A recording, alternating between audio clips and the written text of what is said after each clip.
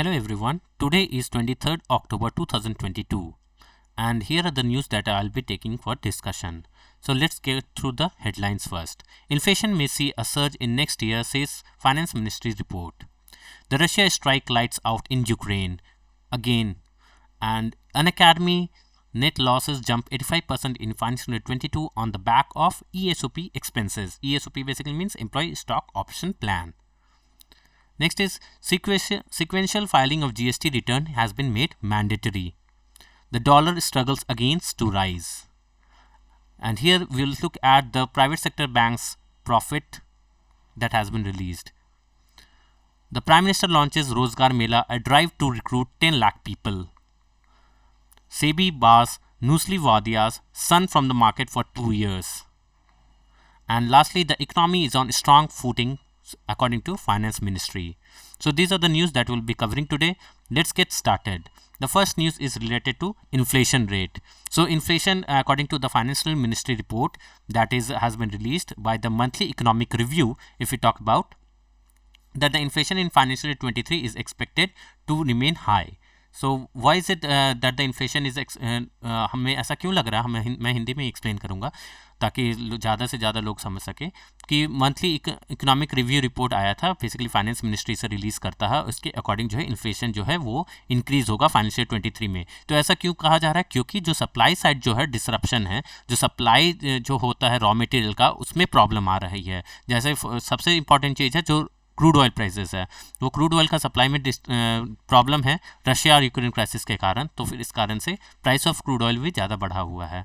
और दूसरा जो डॉलर जो है वो बहुत ज़्यादा अप्रिशिएट कर रहा है, यूएसए में इन्फ्लेशन रेट ज़्यादा है, तो फिर यूएस के जो फेडरल रिजर्व्स है उन्होंने वहाँ का इंटरेस्ट रेट बढ़ा दिया, जिस कारण के डॉलर जो है बहुत ज़्यादा अप्रिशिएट कर गया है। तो these are the reasons because of which it is expected कि इन्फ्लेशन रेट जो है आगे चल के ज़्यादा ही रहेगा। रिटेल इन्फ्लेशन का अगर हम बात करें तो कंज्यूमर प्राइस इंडेक्स को ही हम लोग रिटेल इन्फ्लेशन बोलते हैं, जो आरबीआई यूज़ करता है अपने मॉनेटरी पॉलिसी बनाने में, वो 7.4% था सितंबर मंथ में। ठीक है, और ये ऐसा जो है थर्ड टाइम हुआ लगातार थर्ड क्वार्टर में कि रिटेल इन्फ्लेशन जो है 4+-2% का जो टारगेट होता है आरबीआई का, उसको ब्रीच किया है, मतलब 6% के बियॉन्ड रहा है retail inflation. And because of which RBI को अब गवर्नमेंट को रिप्लाई देना पड़ेगा कि ऐसा क्यों हो रहा है और what are the measures RBI is taking कि इसको इस रेंज के अंदर बाउंड कर सके इन्फ्लेशन को। होलसेल प्राइस इंडेक्स का अगर हम लोग बात करें तो होलसेल प्राइस इंडेक्स जो है वो घटा है, हाँ, पर वो डबल डिजिट रेट पे ही रह रहा है। उसका ट्रेंड जो है घट रहा है, but still it is in double digit growth rate, that is 10.7%। सो इसको भी तो हम लोग यहाँ पे एक ट्रेंड, एक अजीब सा रिलेशन देख सकते हैं कि होलसेल प्राइस इंडेक्स जो है WPI है वो घट रहा है और CPI जो है वो बढ़ रहा है। तो इसका कारण क्या हो सकता है? Why is WPI decreasing and the CPI increasing? तो इसमें बेसिकली हमें जानना पड़ेगा WPI और CPI में डिफरेंस क्या है। तो WPI में हमें जानना चाहिए कि ये WPI रिलीज़ किया जाता है ऑफिस ऑफ इकोनॉमिक एडवाइज़र द्वारा और CPI रिलीज़ किया जाता है सेंट्रल स्टैटिस्टिकल ऑफिस। तो WPI में बेसिकली गुड्स लिया जाता है और CPI में जो है गुड्स तो लिया ही जाता है, साथ में सर्विसेज को भी इंक्लूड किया जाता है। ठीक है, तो गुड्स एंड सर्विसेज दोनों रहता है CPI में, WPI में गुड्स रहता है, सर्विसेज नहीं रहता है। और सेकंड चीज़ है कि द नंबर ऑफ कमोडिटीज़ जो इंक्लूड किया जाता है बास्केट ऑफ गुड्स में, वो WPI में 697 कमोडिटीज़ रहते हैं और CPI में जो गुड्स एंड सर्विसेज रहते हैं वो अलग अलग है। फॉर रूरल एरिया के लिए अलग है और अर्बन एरिया के लिए अलग है। रूरल एरिया के लिए 448 के अराउंड गुड्स एंड सर्विसेज रहते हैं और अर्बन एरिया में 460 गुड्स एंड सर्विसेज। तो this is the main reason why the WPI और CPI में ट्रेंड अलग अलग दिखता है। WPI वीकली बेसिस पे रिलीज़ किया जाता है, CPI जो है मंथली बेसिस पे रिलीज़ होता है। WPI में जो goods and services at the wholesale level देखा जाता है, CPI में एट द कंज्यूमर लेवल देखा जाता है। तो this was all about WPI and CPI। Next जो है अगर हम बात करें तो ट्रैजेक्टरी ऑफ जो इन्फ्लेशन जो है वो बेसिकली डिपेंडेंट होगा जियोपॉलिटिकल डेवलपमेंट के ऊपर, हाँ, और क्योंकि और सब जगह रिसेशन चल रहा है तो इट इज़ एक्सपेक्टेड कि प्राइसेस घटेगा, but it will mainly depend on जो क्रूड ऑयल प्राइसेस के ऊपर जो हम लोग इंपोर्ट करते हैं। कोर इन्फ्लेशन का बात करें तो that will remain sticky at 6%। Core inflation क्या होता है, तो जो भी इन्फ्लेशन रेट होता है, इन्फ्लेशन को हम लोग पाई से डिनोट करते हैं। इन्फ्लेशन रेट से अगर हम लोग फूड प्राइसेस को और जो एनर्जी प्राइसेस है उसको अगर हम हटा दें, फूड और फ्यूल को, तो that will give core inflation. ठीक है, फूड और फ्यूल हटा देंगे। फूड और फ्यूल क्यों हटाया जाता है, क्योंकि ऐसा कहा जाता है कि जो फूड और फ्यूल का जितना भी दाम बढ़ता है तो हम लोग खाना और एनर्जी यूज़ करना तो बंद नहीं करते हैं, इसलिए फूड और फ्यूल का उतना इफेक्ट नहीं होता है इन्फ्लेशन के ऊपर। That is why as a whole core inflation को लिया जाता है in order to measure the inflation. That is going to remain sticky at 6%। अगर हम लोग ग्रोथ के बारे में बात करें तो फिर इट इज़ एक्सपेक्टेड कि अदर इकोनॉमीज से अगर हम कंपेयर करें तो इंडिया का ग्रोथ रेट हाई रहेगा। तो ग्रोथ यहाँ पे बात किया गया है परचेजिंग मैनेजर्स इंडेक्स के टर्म में। परचेजिंग मैनेजर्स इंडेक्स क्या होता है, बेसिकली इसमें 5 पैरामीटर लिया जाता है। बेसिकली जो सर्वे जो करते हैं, परचेजिंग मैनेजर्स इंडेक्स जो कैलकुलेट करते हैं, वो जाके प्राइवेट कंपनीज़ के पास जा करके पूछते हैं, जो वहाँ के चेयरमैन जो CEO जो भी है उनसे पूछते हैं 5 पैरामीटर्स के बारे में, और उन पैरामीटर्स के अकॉर्डिंग ही वो डिसाइड करते हैं कि इकोनॉमी में एक्सपेंशन हो रहा है या कॉन्ट्रैक्शन हो रहा है। जैसे नंबर 1 में है कि एम्प्लॉयमेंट, वो कंपनी जो है एम्प्लॉयमेंट अपॉर्चुनिटीज़ आगे बढ़ाएगा कि नहीं, नेक्स्ट मंथ एम्प्लॉयमेंट बढ़ेगा कि नहीं, कोई नया ऑर्डर है कि नहीं उनके पास जो भी वो प्रोड्यूस करते हैं, कोई बुक ऑलरेडी करके रखा है कि नहीं, ऑर्डर किया है कि नहीं, उनका प्रोडक्टिविटी कैसा रहेगा, प्रोडक्शन कितना होने वाला है इस नेक्स्ट मंथ में, उनके पास इन्वेंट्री कितना है, जो लास्ट टाइम जो गुड्स एंड सर्विसेज नहीं बिका था वो कितना है, इन्वेंट्री टर्नओवर कितना होता है, मतलब एक में कितने दिन में इन्वेंट्री ख़त्म हो जाता है उनका, और उनका सप्लाई का डिलीवरी सिस्टम कैसा चल रहा है। इन 5 पैरामीटर्स को लेकर के ये पता किया जाता है कि इकोनॉमी में एक्सपेंशन हो रहा है या कॉन्ट्रैक्शन। ये बेसिकली 0 से 100 का स्केल में रहता है। अगर 50 से ज़्यादा पॉइंट्स आते हैं that is economy is expanding, अगर 50 से कम है तो इकोनॉमी इज़ कॉन्ट्रैक्टिंग। ठीक है, तो this is all about purchasing managers index. Next इन्होंने बात किया है चैलेंजेस के बारे में कि इंडियन इकोनॉमी क्या क्या चैलेंजेस फेस कर रही है। तो बेसिकली सोअरिंग डॉलर का प्राइस बढ़ रहा है, हायर इंटरेस्ट रेट जो फेडरल रिजर्व ने रखा है और RBI ने भी इंटरेस्ट रेट बढ़ा रखा है, और लास्टली जो करंट अकाउंट डेफिसिट जो इंडिया फेस कर रहा है एक्सपोर्ट और इम्पोर्ट में जो डिफरेंस है, ये these are the basically the weakness that India challenges that India is facing. Strength का बात करें तो बेसिकली कॉर्पोरेट और banking sector is performing well, इनका बैलेंस शीट बहुत अच्छा है, जिस कारण की इंडिया में स्टेबिलिटी चल रहा है and India is achieving a growth, so registering a growth. So next news is regarding Russia strike lights on Ukraine. तो अभी फिर क्या हुआ था कि रशिया ने फिर से रिटेलिएट किया है। पता नहीं ये वॉर कब तक चलेगा। अब तक it has been around 8 months जब से ये वॉर चल रहा है, मतलब मार्च से स्टार्ट हुआ था, it has now been 8 months, और रशिया ने फिर यूक्रेन के ऊपर अटैक किया, और इस बार क्या किया है, पावर स्टेशंस और वाटर सप्लाई को टारगेट किया, जो की इंफ्रास्ट्रक्चर्स होते हैं उनके ऊपर टारगेट किया गया है। यूक्रेन ने भी रिटेलिएट किया। हाँ, यूक्रेन ने अराउंड 18 ड्रोन्स जो है उसे ख़त्म किया रशिया का, और 33 क्रूज मिसाइल्स रशिया ने लॉन्च किया था इसे, जिसमें से कि 18 को वो गिरा दिया। और ये बेसिकली रशिया ने स्ट्राइक किया था वेस्टर्न और सेंट्रल प्रोविंसेस रीजन में। इस कारण से क्या हो रहा है कि पूरा ब्लैकआउट हो गया, पावर आउटेज हो गया है कि सेंट्रल और वेस्टर्न यूक्रेन में, और सिटी में सबको अर्ज किया गया है कि वो अपने वाटर को स्टोर करके रखें। तो दिस इज़ ये बहुत ही सैड न्यूज़ है, और बहुत वहाँ पे स्थिति बहुत ख़राब हो चुका है। 8 महीने से लोग वहाँ पे वॉर देख रहे हैं, और सिर्फ यूक्रेन और रशिया ही नहीं अफेक्टेड है, इसके कारण पूरा वर्ल्ड अफेक्टेड है, because the entire world is integrated, सबको एक दूसरे से कनेक्टेड है। Next news is related to the edtech companies, that is Unacademy. Unacademy has registered losses. तो ऐसा क्यों हो रहा है कि Unacademy लॉस रजिस्टर किया गया है, वो हम देखेंगे। That is because of the ESOP expenses. ESOP होता है एम्प्लॉय स्टॉक ऑप्शन प्लान। ये क्या होता है, ये एक स्कीम होता है जहाँ पे कि एम्प्लॉयज़ को शेयर प्रोवाइड किया जाता है कंपनी का एट ए डिस्काउंटेड रेट। ठीक है, कंपेयर टू द मार्केट से अगर कंपेयर करें तो कम रेट पे मिलता है एम्प्लॉयज़ को शेयर। तो इस कारण से जो है कम रेट के में मिलने के कारण अकेडमी को लॉस रजिस्टर किया है। साथ में जो ये EDTech कंपनीज है वो प्रमोशन में बहुत ज़्यादा एक्सपेंड करते हैं, एक्सपेंसेस बहुत ज़्यादा है प्रमोशन में। हाँ, और प्लस नया मार्केट को एक्वायर करने में, जो नया मार्केट है उसको एक्वायर करने के लिए इन्हें प्रमोशनल एक्सपेंसेस करने पड़ते हैं, डिस्काउंट्स देने पड़ते हैं। जो हायरिंग होते हैं वो बहुत ज़्यादा जो हायरिंग कर रखे हैं इन कारणों से, ऑल दिस फैक्टर्स टुगेदर, जो एडवर्टीजमेंट है करवाते हैं, all this factor together has resulted in less losses to the company. ये ऐसा सिर्फ इसी के साथ नहीं है, बायजू ने भी लॉस रजिस्टर किया था 4588 करोड़ का फाइनेंशियल 21 में, compare to 231 crore only in financial year 20। और अभी तक फाइनेंशियल 22 का डेटा बायजू ने रिलीज नहीं किया है। तो इट हैज़ बीन 17 मंथ्स, जो अभी तक उन्होंने नहीं बताया कि उनका कंपनी कैसा परफॉर्म कर रहा है। अगर हम बात करें तो उन्होंने इन एडिटेक कंपनीज ने recently hire and fire start कर दिया करना, लोगों को सैक करना स्टार्ट कर दिया है। तो अराउंड 11,000 एम्प्लॉयज़ को अनअकैडमी ने और 6,000 एम्प्लॉयज़ को वेदांतु ने फायर कर दिया, जो वर्कर्स थे वहाँ पे। बायजू ने भी 2,500 पीपल को सोचा है कि वहाँ से सैक कर देंगे, ताकि वो जो है अपना ऑपरेटिंग इनकम जो है बढ़ा सके।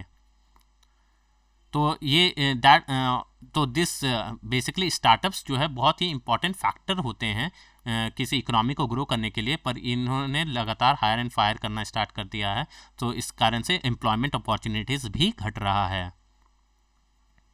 Next news is regarding the sequential GST filing returns, मतलब कि अब जो जीएसटी फाइलिंग है ना, वो सीक्वेंस में करना होगा। जीएसटी 1 जो है पहले करना होगा, उसके बाद जीएसटी 3 भी करना पड़ेगा, और ये पर्टिकुलर मंथ में अलाउ किया जाएगा। अगर जैसे जीएसटी 1 नहीं किया गया तो जीएसटी 3 भी नहीं अलाउ किया जाएगा करने के लिए रजिस्टर।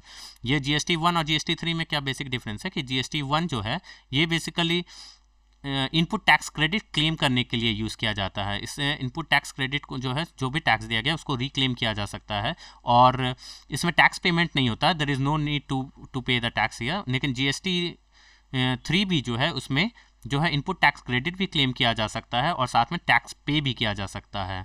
तो ये जो है ऑपरेशन होगा फ्रॉम 1 नवंबर। हाँ, 1 नवंबर से स्टार्ट होगा। तो इसका ड्यू डेट क्या होगा, जीएसटीआर 1 पहले फाइल होगा, उसके बाद सीक्वेंस में जीएसटीआर 3 भी। तो पहले 30 for a particular month 11th day and 20th day respectively किया जाएगा। अगर क्वार्टरली किया जा रहा है पेमेंट तो फिर 13th डे और 22nd से 24th day of the next month होगा। ठीक है, तो this was about GST return filing that will be done on a sequential basis. The next news is related to dollar struggle to rise. हाँ, तो फिर actually क्या हो रहा था कि डॉलर जो है अभी हाल फिलहाल जो है नहीं उतना राइज कर पाया, बट इट इज़ एक्सपेक्टेड कि ऐसा होगा नहीं, वो डॉलर फिर से राइज करेगा, बिकॉज जो यहाँ पे हम देख सकते हैं कि नेक्स्ट मीटिंग होने वाला है नवंबर मंथ में होगा, बेसिकली 1 एंड 2 नवंबर में।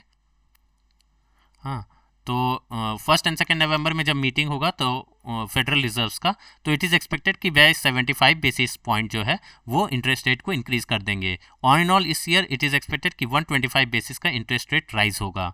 देयरफॉर इट इज़ एक्सपेक्टेड कि डॉलर फिर से अप्रिशिएट करेगा। रुपी का अगर हम लोग बात करें तो इमीडिएट आउटलुक ये है कि रुपी जो है 82 से 83 के रेंज में ही रहेगा। ठीक है, तो